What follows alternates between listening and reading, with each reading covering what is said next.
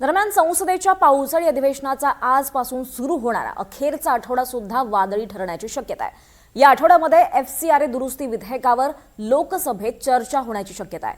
या विधेयकाला इंडिया आघाडीतल्या घटक पक्षांनी तीव्र विरोध केलाय। विद्यमान विधेयक मागे घेतलं जावं किंवा सविस्तर चर्चेसाठी संयुक्त संसदीय समितीकडे पाठवण्याची मागणी विरोधकांनी केली आहे। काँग्रेसनं 10, 11 आणि 12 ऑगस्ट असे 3 दिवस व्हीप जारी केलाय। संसदेमध्ये महत्त्वाच्या विधेयकांवर चर्चा होणार आहे। सभागृहांमध्ये उपस्थित राहण्याचे आदेश पक्ष खासदारांना देण्यात आलेले आहे।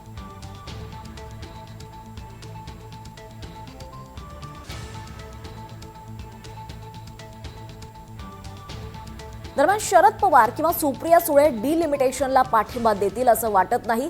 हे राष्ट्रहिताशी योग्य नाही। राष्ट्रवादी कोणत्याही परिस्थितीत इंडिया आघाडीच्या विरोधात जातील असं वाटत नाही, असं राऊतांनी म्हटलेलं आहे।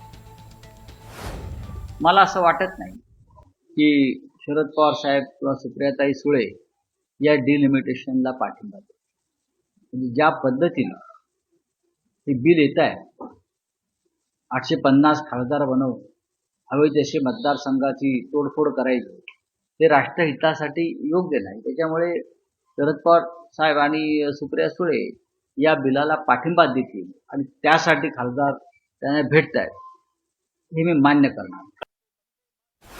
एफसीआरए बिल आणणं का गरजेचं आहे या स्टेटमेंटवरूनच लक्षात येतं की अमेरिकेतल्या काही लोकांना एफसीआरएचं अमेंडमेंट बिल येत आहे याची मिरची लागली।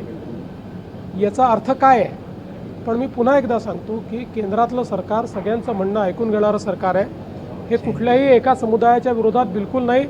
सगळ्या समुदायांना, कोणालाही कुठल्याही संस्थेला परदेशातनं डोनेशन घ्यायचं असेल तर एफसीआरएची मान्यता घ्यावी।